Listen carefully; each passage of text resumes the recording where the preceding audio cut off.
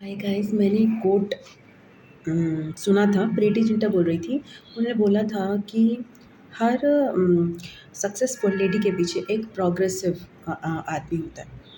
तो मैं इस पे कमेंट करना चाहूँगी, अपना पर्सनल एग्जांपल देना चाहूँगी। मुझे बहुत ही पसंद आया है कोट, क्योंकि हमेशा ये वाला कोट बोला जाता है कि हर सक्सेसफुल आदमी के पीछे एक औरत होती है।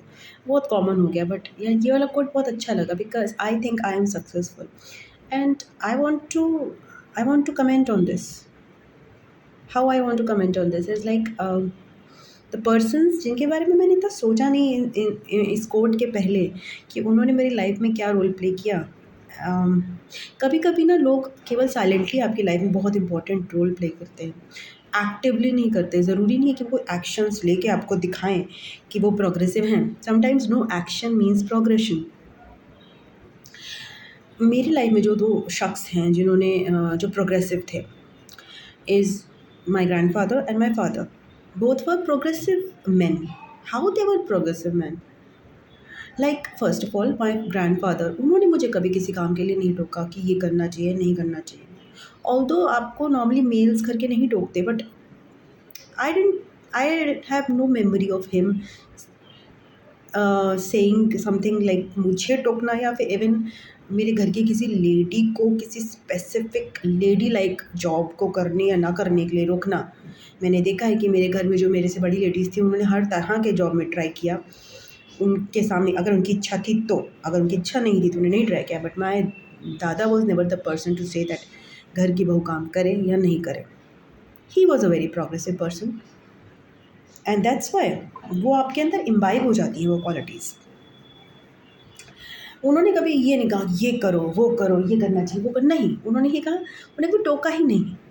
तो वो चीज़ें मेरे अंदर आई एंड उसके बाद मैंने कभी नहीं देखा कि भेदभाव उन्होंने किया हो लड़का और लड़की में। सेकेंडली मेरे फादर जो थे, फादर का भी यही स्वभाव था। उन्होंने कभी हमें महसूस नहीं कराया, इवन टू लड़कियाँ थी हम घर में, उन्होंने कभी महसूस नहीं कराया कि लड़की कुछ अलग होती है या लड़के कुछ अलग होते हैं।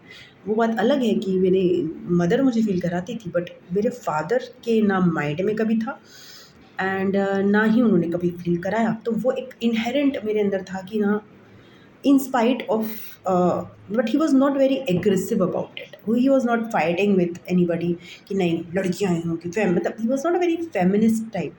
ही was not like fighting for females, but he was like no, what a big deal, क्या बड़ी बात है, like that person he was. उन्होंने मुझे कोई एक्शन के उनके सामने कभी भी नहीं दिखाई दिया, कभी भी नहीं। सो कभी कभी क्या होता है ना, आप progressive person are very very subtle, बहुत बहुत सटल होते हैं। आपको पता ही नहीं चलता कि आप उनके अंडर में हो और उससे आपको क्या फ़ायदा मिल रहा है। आज की डेट में जब वो मैंने कोट सुना ना, तो मुझे बहुत एहसास हुआ कि ये दोनों शख्स मेरी लाइफ में बहुत ही प्रोग्रेसिव मेल्स थे, जिन्होंने आज मुझे बनाया है जो मैं बनाती हूँ। आज की डेट में अगर मैं कोई बोल्ड डांसेस भी करती हूँ और अपने आप को एक्सप्रेस करती हूँ, तो मेरे पास दो दो जनों के पीछे सोच है जिन्होंने मुझे कभी ऐसा फ़ील नहीं कराया। ऐसे बहुत से लोग हैं जिन्होंने मुझे फ़ील कराया, उनमें लेडीज़ बहुत प्रोमिनेंट हो सकती हैं।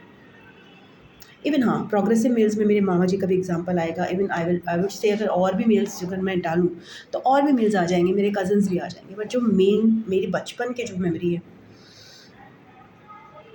वो मेरे ग्रैंडफ़ादर एंड फादर की है।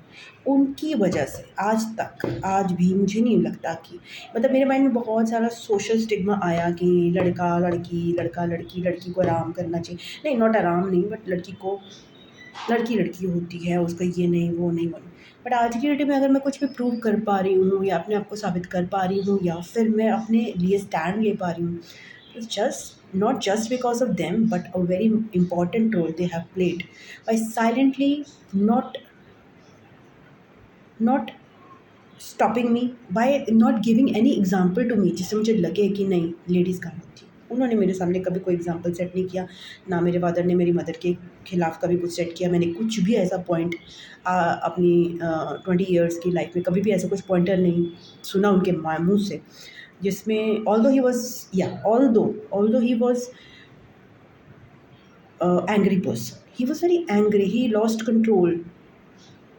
ये उनका एक प्रॉब्लम था जिसको मैंने बहुत महसूस किया, because I was a HCP, a sensitive child.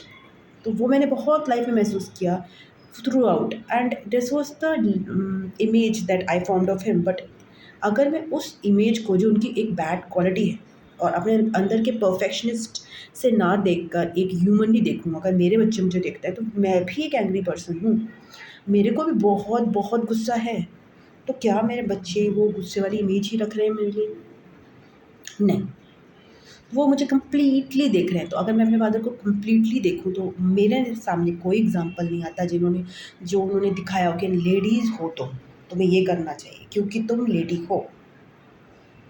Never ever. And I think so आज की डेट में मैं I can claim to be very very modern, very बिंदास लेडी, जिसके मॉरल्स भी हाई हैं और जिसके आउटलुक भी फ्रेश है, और बायस्ड नहीं है। ये लेडी लेडा ये सब चीज़ों पे मेरा जाता नहीं है चीज़ें। I am not a feminist, I am not a male chauvinist, whatever कहते हैं।